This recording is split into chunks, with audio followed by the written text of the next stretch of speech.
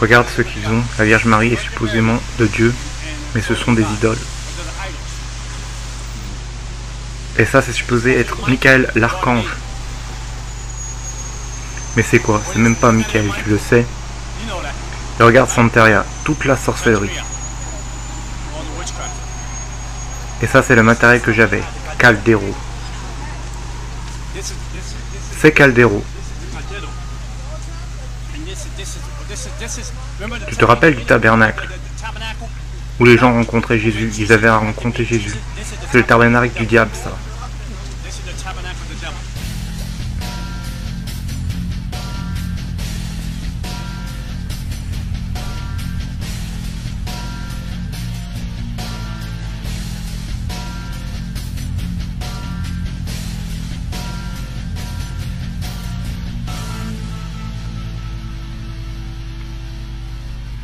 J'ai grandi dans un quartier où j'ai été témoin de mon premier meurtre en allant chercher du lait. C'était à 3 mètres de moi. Ils ont tiré sur le gars 7 fois. C'était des jeunes. J'ai vu le meurtre après meurtre après meurtre. Pour survivre dans les rues du Bronx, vous devez être un tueur, un assassin. Vous devez être intelligent et malin. Du côté de mon père, il n'y avait que des sorciers et des sorcières. Nous étions immergés dans la sorcellerie. Nous avions un contrat, une alliance avec le diable. Je me rappelle quand j'étais plus jeune, à 9 ans, j'allais dans cette pièce pour adorer le diable. Et je pouvais sentir la présence du diable qui rentrait dans la pièce. Et mon père était en train d'adorer et parlait en langue démoniaque. Et il adorait, mettait des fleurs, des bougies et mettait de l'eau. De 19h à 5h du matin. J'étais emmené dans les églises démoniaques, dans des églises de sorcellerie. J'étais formé à devenir un sorcier. J'étais entraîné par des sorcières dans la religion depuis 30, 40, 50 ans. Ils m'ont appris à parler aux principautés, aux esprits sur terre, au diable lui-même. Vous ne pouvez pas parler au diable directement, vous devez gagner le droit de le faire. Et le premier massacre qu'ils ont fait dans mon quartier était dans cette maison, juste ici. Le mari a poignardé sa femme 52 fois et lui a coupé les oreilles. Et ensuite, moi et mon frère, nous étions avec sa fille, on l'a raccompagnée chez elle. On est rentré par la porte ici et la fille a retrouvé sa mère taillée en pièces ici, dans sa maison. J'étais dans la cour d'école en train de jouer avec quelques amis. Et ce pasteur est venu.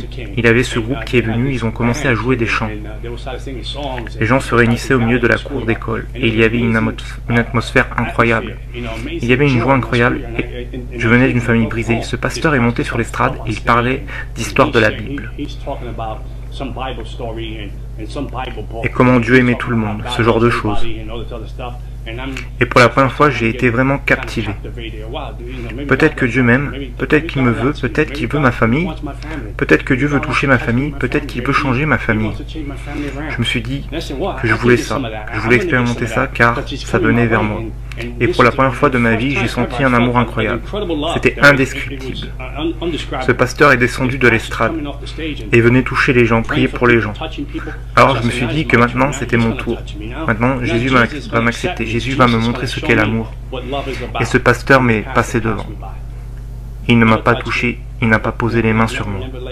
Il est allé au bout de la ligne et quand il est revenu, il m'a ignoré et prié pour l'autre personne. Je me suis alors dit que Jésus ne m'aimait pas. Mon père ne m'aime pas, Jésus ne m'aime pas. On vient d'une famille brisée. Jésus, il aime que ma mère soit battue. Il aime que moi et mon frère allions au lit affamés. Il aime que, vous savez, qu'il n'y ait pas de chauffage dans notre appartement. Il aime le fait que, quand nous allions à l'école, nous sommes rejetés. Donc ce Jésus, il est comme mon père. Il n'y a aucune différence, il est comme mon père. Je suis rentré chez moi brisé, je suis rentré chez moi triste. Et je me rappelle environ 2 semaines plus tard, j'étais dans la cour d'école, je jouais avec des copains. Et j'ai entendu quelque chose tomber et heurter le sol. C'était un collier vaudou. Alors je prends le collier vaudou, il avait beaucoup de couleurs, je le mets sur moi. Et le collier était mon premier contrat avec le diable. Nous avons été à une séance de tarot, et quand nous étions à cette séance de tarot, j'étais un jeune garçon de 10 ans. La dame qui tirait les cartes, la sorcière, elle avait les yeux fixés sur moi, fascinée. Et elle dit, ce garçon, nous le voulons, nous le voulons. Les sorciers de Santeria le veulent. qu'ils appellent le culte des saints, mais qui est en réalité le culte des démons. Ils le veulent aussi. Et si tu ne me le donnes pas, il va perdre la vue dans 30 jours. Alors ma mère était tellement désespérée, ma mère a vendu ses affaires, elle a vendu son lit. Elle a vendu le mobilier du séjour afin de réunir 250 $ pour faire ma première séance. Parce que cette dame nous a fait tellement peur que ma mère a dû dormir sur le sol, car elle n'avait plus de lit où dormir. Et parce qu'elle ne voulait pas que je perde la vue, ils m'ont initié au côté obscur au début de mes 10 ans. Et le premier amour, le premier contact que j'ai eu à l'âge de 10 ans avec le diable est arrivé. Et le diable est arrivé et a accepté le sacrifice que je lui offrais, ma vie. Et ils ont mis 5 perles autour de mon cou, les 5 pires démons des principautés en dessous de Satan. Ils les ont mis autour de mon cou, ce qui est Santeria. Et ils m'ont dit qu'ils allaient être mes guides spirituels, mes anges gardiens, et qu'ils allaient gérer ma vie à partir de maintenant. C'est le bâtiment, ce bâtiment au coin de la rue ici, était quasiment abandonné. C'est dans le livre. Moi et mon frère, on avait l'habitude de monter et descendre, chercher l'eau à la pompe. Tu vois la pompe, ce bâtiment avait été laissé à l'abandon, quasiment plus personne ne vivait ici. Seulement moi et ma famille et 12 autres familles vivaient ici. Mon enfance m'a été volée. Toute mon enfance a été d'adorer le diable, d'aller dans des églises sataniques. J'allais dans les églises sataniques de 19 h à 5 h du matin. J'étais formé par les sorciers et les sorcières à connaître les principautés démoniaques, les droits qui détient cette région, qui est dans cette région, qui gère cette principauté, quel est le nom de cette principauté. J'avais des pouvoirs de channeling. À l'âge de 13 ans, je faisais des projections astrales. Je laissais mon corps à la maison. Et j'allais dans différentes régions et je lançais des malédictions. Je maudissais des quartiers. Je mettais des esprits de prostitution, des esprits de drogue dans ces quartiers, des esprits d'homosexualité, esprits démoniaques, des esprits de meurtre, des esprits de suicide. Je savais comment appeler tous ces esprits dans les quartiers. À l'âge de 15-16 ans, j'allais dans les hôpitaux et invoquais des esprits de mort en soins intensifs, la mort dans une seule pièce pour que cette personne meure, car je voulais grimper les échelons avec le diable, je voulais devenir le plus grand adorateur du diable de New York. Le diable est devenu mon père. Il a remplacé mon père parce que j'ai prié qu'il tue mon père. Et à l'âge de 31 ans, mon père s'est fait tirer dessus en pleine face dans une boîte de nuit par une femme qui n'était pas la sienne alors qu'il en avait une.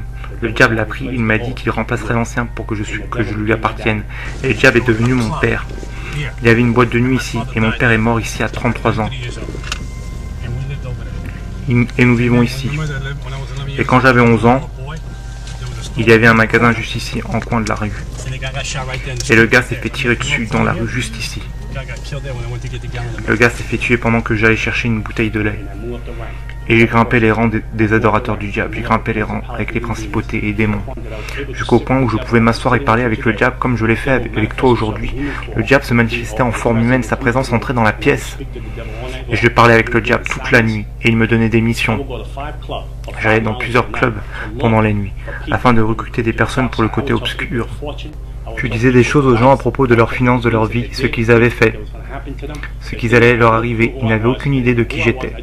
Ils ne savaient pas de qui j'étais, j'avais juste des pouvoirs démoniaques.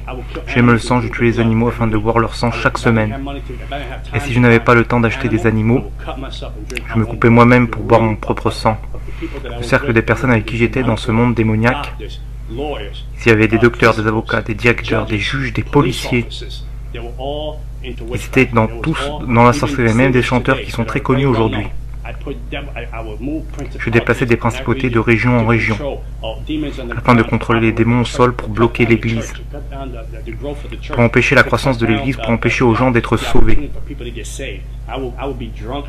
Je rentrais d'une boîte de nuit bourré, j'étais à moitié possédé en étant saoul. Je m'arrêtais au milieu de la rue et je disais à Dieu, descends, tu en veux? Tu veux que je te frappe? Tu veux que je te crache dessus? Descends et viens me chercher. Je me suis marié à Halloween et j'ai eu un mariage satanique à Halloween. Tous les démons et principautés de différentes parties du monde sont venus à mon mariage. Aucun être humain n'est venu à mon mariage. Il était effrayé de venir à mon mariage. Alors j'ai eu un mariage fou. J'ai envoyé des invitations mais personne n'est venu. Du coup il n'y a eu aucun cadeau de mariage. Mais des démons sont venus à mon mariage et ont baptisé mon mariage. Alors ma femme était une sorcière, j'étais un sorcier et ensuite ma fille. Et je l'ai formée à devenir une sorcière elle aussi. Je me rappelle la première fois que j'allais faire un sacrifice humain. Le diable était assis à la place du passager dans ma voiture. Il m'a dit « Tu m'aimes ?» J'ai répondu « Oui ». Il m'a dit qu'il y a un gars sur le toit qui va essayer de t'attraper. Il va essayer de te voler ton argent et de te faire de mal. Si tu m'aimes, tue-le. Donc je me suis rendu sur le toit et je vivais au 12e étage de cet immeuble, je m'en souviens. Quand je suis arrivé en haut, je me souviens que cet homme se trouvait derrière la cage d'escalier. Et cet homme faisait 2 mètres de haut et devait peser dans les 110 kilos. J'étais à moitié possédé, j'ai senti un démon rentrer en moi et ce n'était même plus moi. Donc j'allais le traîner jusqu'à mon appartement et lui trancher la gorge. Parce que j'avais un chaudron et qui devait peser plus de 50 kilos. Et à l'intérieur, 9 machettes et des couteaux avec lesquels je faisais mes sacrifices d'animaux. Et quand j'ai voulu attraper l'homme, il m'a filé entre les mains et a disparu. Il a descendu les escaliers, cet homme était comme un coureur olympique, il a disparu d'un coup. Je n'ai donc pas pu l'attraper et le tuer. Et j'ai été vraiment déçu de ne pas pouvoir tuer ma première personne. Des personnes ont dessiné ces graffitis ici. C'est un démon juste ici.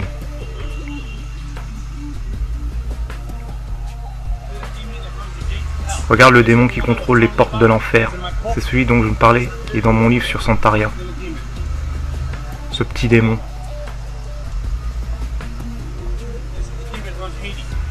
C'est le démon qui contrôle Haïti, la principauté au-dessus d'Haïti. Celui là-bas est la principauté au-dessus de l'islam. Regarde ça pour piéger les gens. La vérité. Tu trouves ça drôle? La vérité vous rendra libre. Ils ont mis le pentagramme là-haut pour que les gens pensent que ça fait partie de ça.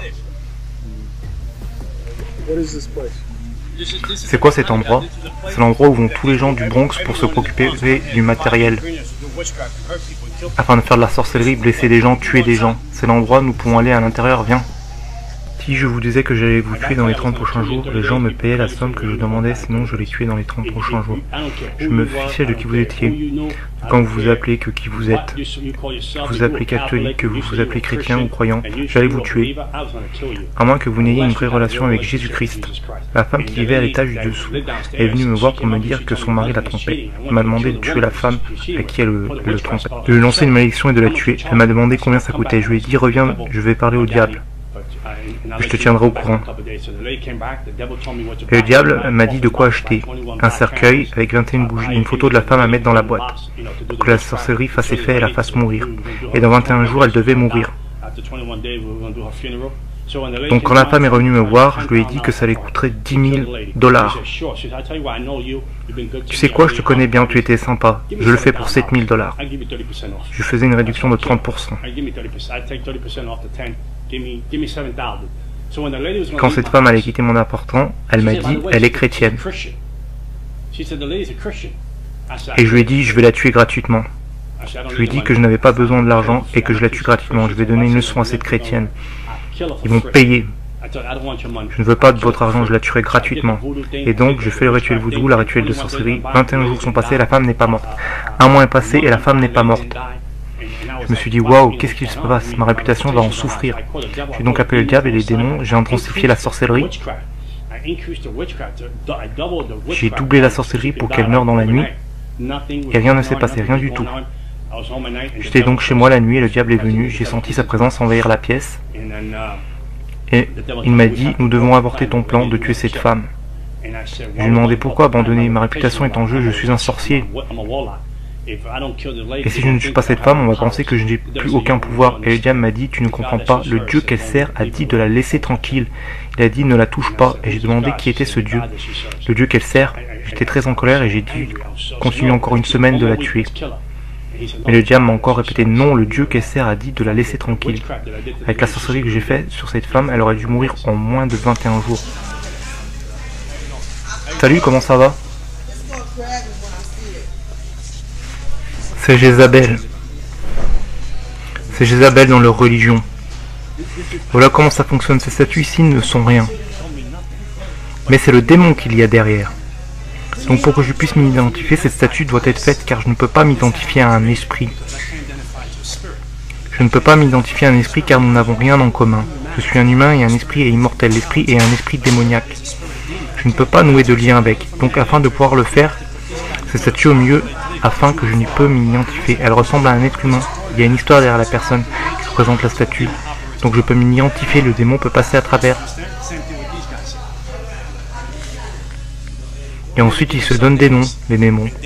et des dates d'anniversaire. Les Amérindiens peuvent être piégés par les forces démoniaques, par les forces occultes. Ce sont des pièges pour les Amérindiens. Mais ces statues sont utilisées comme un camouflage pour leurs pratiques démoniaques, leur religion démoniaque. Il n'y a rien ici qui soit saint. La seule chose qui soit saint ici est l'endroit où je me tiens. Qu'est-ce qui se passe dans cet endroit? Ici, dans l'arrière-boutique, ils font de la sorcellerie, ils font du voodoo, ils font des sortilèges. Tous ces démons veulent que vous achetiez une nouvelle statue pour que vous rameniez un démon à la maison. Tu vois, prière choisie. Ils te font croire que tu pries à Dieu. Tu vois, j'utilisais ces livres de prière choisie. Ils te font croire que tu pries Dieu, mais ces prières n'ont rien de prière de Dieu. Il n'y a rien de la Bible ici. Je ne parle pas de la Bible. Il y avait un livre à New York en Amérique, j'étais la troisième personne à mettre la main dessus. Il y avait des symboles dessus, des différents démons, différentes principautés, et différentes façons de tuer des personnes en utilisant la sorcellerie.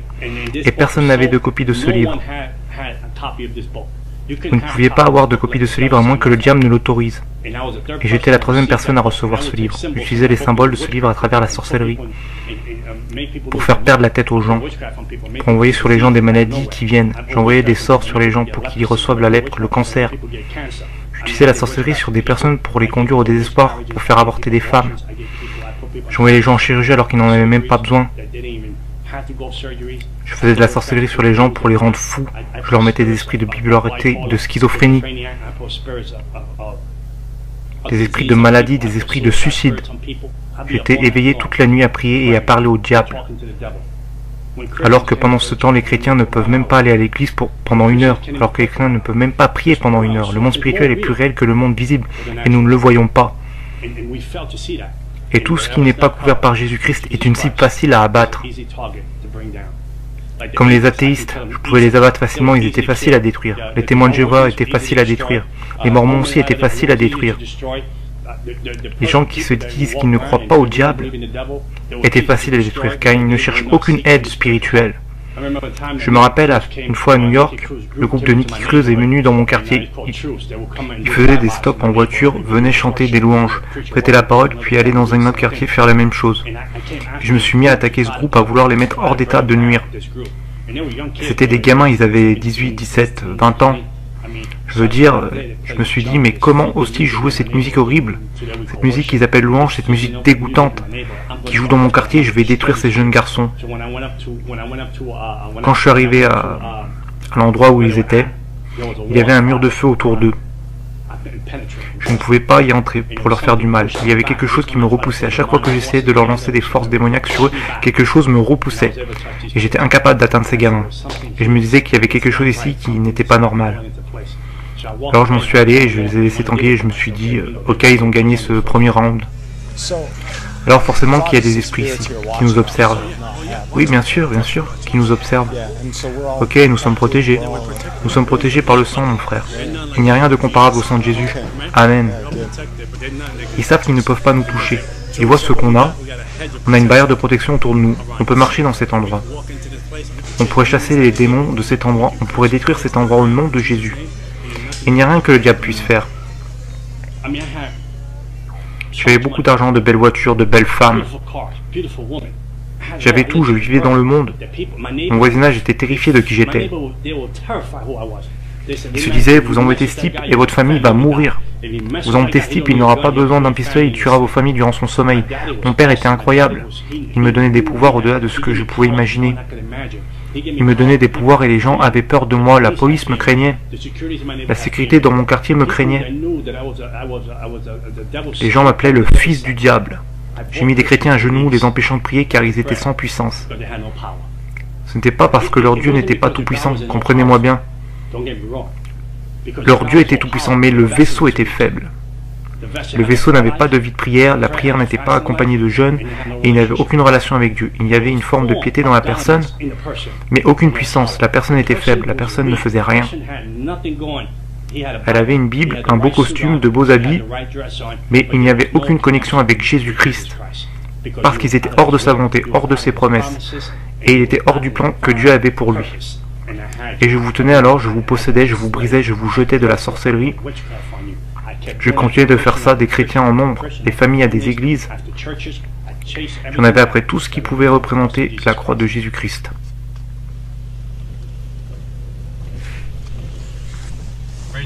C'est un endroit très démoniaque. Alors cet endroit a un effet sur tout le quartier? Oui, bien sûr, cet endroit a toute cette région sous son contrôle. C'est le trône du diable, nous venons juste d'aller au trône du diable.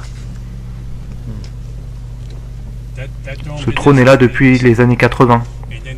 Et ils dépensent 100 ou 200 $ à acheter toutes ces choses, ils se ruinent et n'ont même pas assez avec l'assistance publique, mais on a quand même assez pour acheter ces choses, parce qu'ils pensent que leur vie va devenir meilleure, que leur vie va s'améliorer, qu'ils vont faire des progrès.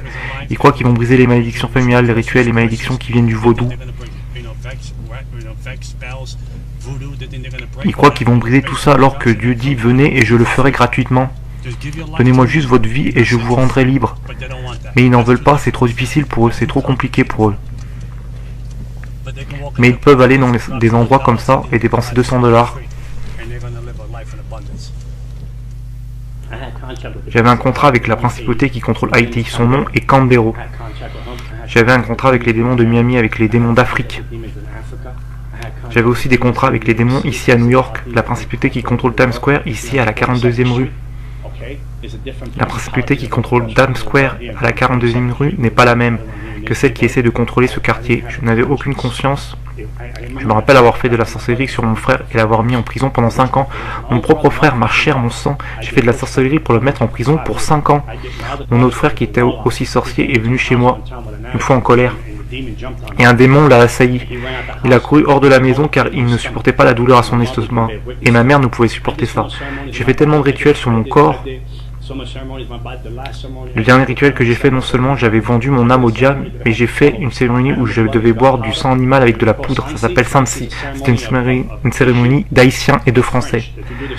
Vous faites cette cérémonie avec un démon et quand je vais chez les gens pour manger, ils ne peuvent pas faire de la sorcellerie sur la nourriture. Je fais toutes ces cérémonies que vous pouvez imaginer. J'allais dans les églises sataniques. Et chaque année, nous avions une réunion secrète. Tous les sorciers et sorcières venaient à cette réunion pour décider quelle principauté serait invoquée pour contrôler la région. Nous étions mieux organisés que l'Église. Le royaume des ténèbres était mieux organisé que l'Église de Jésus-Christ. Nous savions faire les cérémonies et préparer les choses pour l'année prochaine, avant que l'année en cours ne soit finie, pendant que les chrétiens ne peuvent pas venir à l'église et prier pendant 1 heure, pendant que les chrétiens ne peuvent pas avoir une relation continue avec Dieu. J'avais pris une année sabbatique et la sorcellerie et le diable m'a puni et m'a rendu aveugle pendant 1 an. J'ai été complètement aveugle pendant 1 an. J'étais enregistré à l'association pour les aveugles, j'étais totalement aveugle. J'ai été entraîné à utiliser un chien guide. J'ai été entraîné à utiliser un de ces bâtons que vous utilisez pour marcher dans la rue. Ma mère avait pris soin de moi pendant 1 an.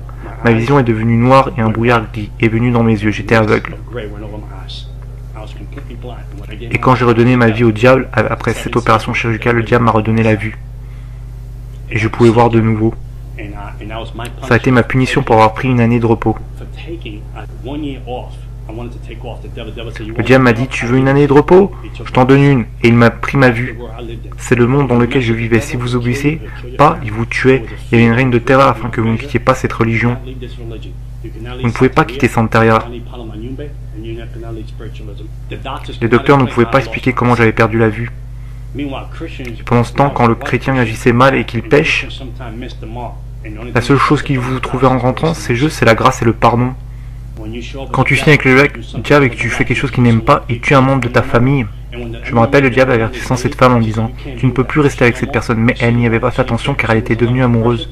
Un démon a possédé un élève dans la rue, il a pris un marteau, lui a frappé 17 fois sur la tête et l'a tué. Un jour j'étais assis chez moi, c'était incroyable. J'avais été à la boîte de nuit la nuit précédente. J'étais assis et regardais une émission stupide à la télévision, Jerry Springer Show. Les gens se frappent et s'insultent. Je prenais plaisir à ça, je rigolais. Pour la première fois, j'ai entendu une voix disant « Fils, j'arrive bientôt, que vas-tu faire avec ta vie ?» Une voix audible qui avait traversé la pièce et j'ai pensé que c'était la TV qui parlait. Et j'ai vu ensuite que ça ne pouvait pas venir de la télé, ces gens se tapaient les uns sur les autres. Je connaissais la voix du diable, je lui parlais comme je vous parle aujourd'hui. Il prenait une forme humaine et entrait dans la pièce parfois. Sa présence entrait dans la pièce et l'atmosphère changeait. Et je savais alors qu'il était là avec moi, il parlait avec moi, je lui répondais et nous parlions toute la nuit. Je connaissais ça, je connaissais comme vous connaissez l'arrière de votre tête. Je connaissais tous les démons, toutes les principautés qui contrôlent tout en Amérique, au Canada. Toutes les principautés qui contrôlent l'occulte, le Wicca, la sorcellerie, le New Age, le bouddhisme, l'islam, la santeria, le spiritualisme. Je connaissais toutes ces principautés, j'avais un contrat avec elles. J'avais des accès directs avec toutes les principautés, les démons sur la terre, le diable, Jézabel. Je connaissais des démons dont je ne vous dirai même pas le nom, car vous ne sauriez pas qui ils sont. Je les connaissais tous par leur nom. Mais cette voix était très différente des autres voix. Quand j'ai entendu cette voix venant de nulle part, elle venait de l'air. J'ai été choqué, alors j'ai vu une vision de l'autre côté de l'appartement. Le ciel était en feu et je voyais les gens courir en dessous cherchant un abri, mais il n'y en avait pas. Et alors j'ai pensé même pourquoi est-ce que... J'étais complètement choqué. Je me rappelle avoir été dormir, je suis tombé dans un profond sommeil. Comme s'il m'y avait mis un voile et je me retrouve dans un train plein de gens. Je n'arrive pas à croire où j'étais. C'était un train. Vous ne pouvez pas imaginer comme ce train allait vite. Il n'existe rien d'aussi rapide sur Terre. Et il allait en enfer. Jésus-Christ m'a emmené en enfer. Et quand je suis arrivé en enfer, les portes se sont ouvertes. Les portes se sont ouvertes avec un écho indescriptible. Et de la chaleur est venue de nulle part. Je sentais que j'allais suffoquer à cause de la chaleur et je suis sorti du train. Les gens dans le train n'avaient pas de visage, mais on pouvait voir la peur sur les gens. On pouvait sentir l'impact de la peur dans le train, qu'il allait dans un endroit où il ne reviendrait jamais. Et l'endroit était confiné. Et je me suis dit, je ne peux pas mourir ici, je ne peux pas. Ce n'est pas pour moi, je ne suis pas né pour être à cet endroit, je me disais ça. Alors j'essayais de trouver un tunnel en enfer. Je cours alors dans un tunnel pour essayer de trouver une porte. Peut-être une fenêtre, peut-être qu'il y avait un passage quelque part par lequel je pouvais m'échapper et retourner à l'arrêté, mais il n'y avait rien. Je me rappelle que plus je m'enfonçais dans les tunnels, plus la peur m'envahissait. J'entendais des souffrances, les ténèbres vous encerclent avec cette peur qui vous envahit. Et cette peur, c'est quelque chose que vous ne pouvez même pas contrôler. Vous n'avez aucun contrôle là-dessus. C'est quelque chose qui vous étreint et qui ne vous laisse plus partir. Je ne pouvais pas avoir ma main. J'entendais des hurlements, comme vous savez, des hurlements d'enfants et d'animaux en même temps. Le genre de hurlement qui est indescriptible. Il y avait une chaleur et une odeur comme des égouts de New York. Et je veux dire pire que ça. Alors que j'étais dans le tunnel, le diable est apparu. Il disait, j'étais ton père, il me parlait en langue démoniaque. J'étais ton père, je t'ai donné tout ce dont tu avais besoin. Je me suis occupé de toi, je t'ai béni, je t'ai protégé. J'ai tué des gens pour toi, je t'ai donné des pouvoirs, un nom dans le royaume des ténèbres. Quand les gens en avaient après toi, je les détruisais car je savais que tu allais être le vaisseau que j'allais utiliser pour faire avancer mon royaume sur terre. Et maintenant tu veux me quitter, tu veux me trahir en langue démoniaque. Et je lui répondais en langue démoniaque. Non, je te quitte, je suis confus, je ne sais pas ce qui se passe. Il m'a dit non, je sais que tu vas me quitter et exposer ma religion, tu vas exposer et je suis comme j'opère, et tu vas dire comment j'opère dans le monde. Parce que je t'ai enseigné des tas de choses que j'ai enseignées à personne. Je t'ai fait confiance avec les choses que tu devais savoir afin de faire avancer mon royaume, car je voulais t'utiliser d'une puissance manière. Et dans l'inquisition, il est venu m'attraper pour me détruire. Et la croix de Jésus-Christ est apparue. Je ne comprends pas comment une croix d'1 mètre était apparue en enfer, alors que je portais un short bleu. J'ai alors mis sur lui, et quand je l'ai mise, il s'est effondré comme un enfant. Comme un enfant, il s'est effondré au sol, comme s'il n'avait aucun pouvoir. J'ai alors saisi cette opportunité pour courir plus profondément, dans le tunnel de l'enfer en espérant qu'il y ait une autre porte. J'avais mon espoir. J'avais de l'espoir et aucun espoir à la fois. Il n'y avait pas de place pour dire je sors d'ici, c'est la fin. J'avais cette peur qui me saisissait indescriptible. J'avais jamais ressenti une telle peur, un tel désespoir. C'était l'opposé de ce qu'étaient les paradis. L'opposé de la joie, l'opposé de la félicité, l'opposé de la paix, les ténèbres et la lumière. C'est un endroit de tourment, un endroit de... Si je suis là, ma famille ne le saura pas, ma fille ne le saura pas. Comment pourrait-il me trouver? Comment pourrait-il me chercher? Donc alors que j'avançais plus profondément dans le tunnel de l'enfer, une fenêtre, une issue quelque part que je puisse m'enfuir, Le diable est apparu de nouveau en disant « Maintenant, nous allons te détruire ». Alors je lui réponds en langue démoniaque « J'ai ces marques, ces contrats qui me protègent et je vais te détruire ». Il m'a répondu « Espèce de fou, je t'ai donné ces marques. Avec ces marques, je te possède. Je te possède, personne ne te possède sinon moi.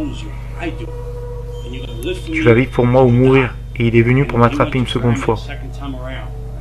Je me suis dit, c'est fini. Alors la croix de Jésus est apparue en enfer.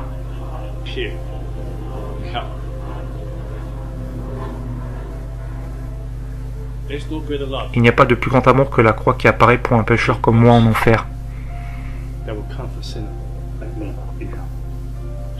Et quand David dit « Je repose dans le séjour des morts », il sait que je suis ici. La grâce et la miséricorde sont apparues en enfer. La grâce et la miséricorde connaissaient mon adresse. La grâce et la miséricorde avaient un plan pour ma vie.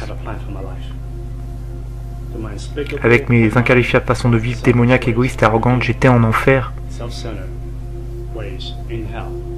Alors que mon sort était réglé, Jésus-Christ m'a aimé.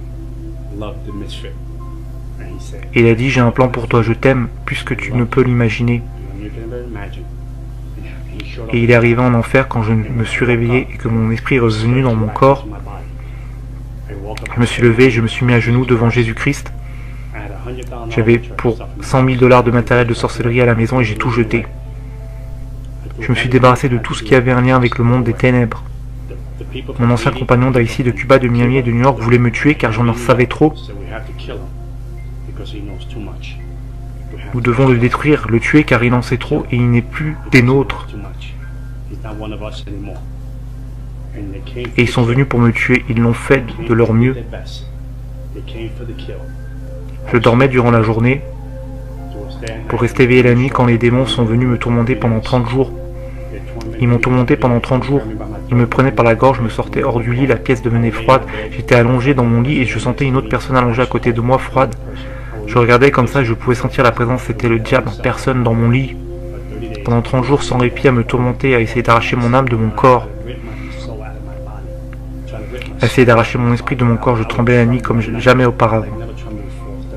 Je criais, je ne savais pas comment prier, alors je disais « Jésus, Jésus, Jésus !» Je disais des prières d'une sœur que j'avais entendue à l'église, je l'avais entendue prier ainsi.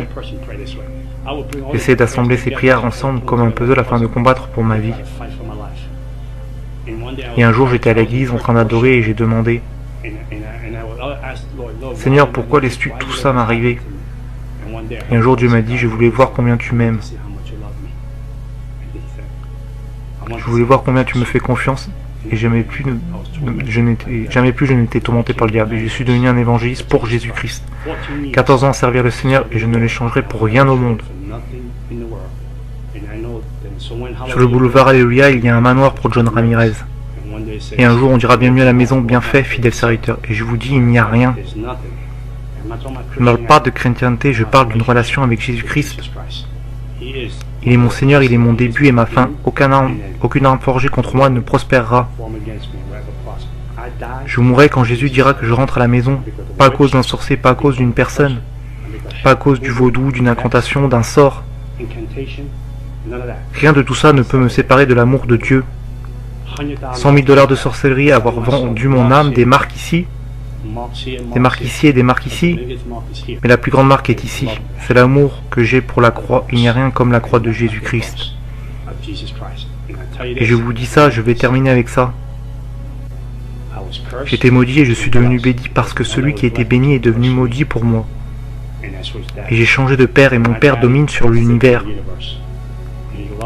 Il m'a aimé plus que je ne pouvais l'imaginer et cet amour je peux maintenant le donner à ma fille. Ma fille aujourd'hui est une chrétienne née de nouveau, diplômée d'université, en master de psychologie et je sais que Dieu va l'utiliser d'une grande manière, grâce à la torche que je vais lui transmettre la bonne cette fois-ci. Et je sais qu'elle fera de plus grandes choses que son père et avant que je ne quitte la terre, les gens sauront que John Ramirez était là car il était serviteur de Dieu puissant. Amen.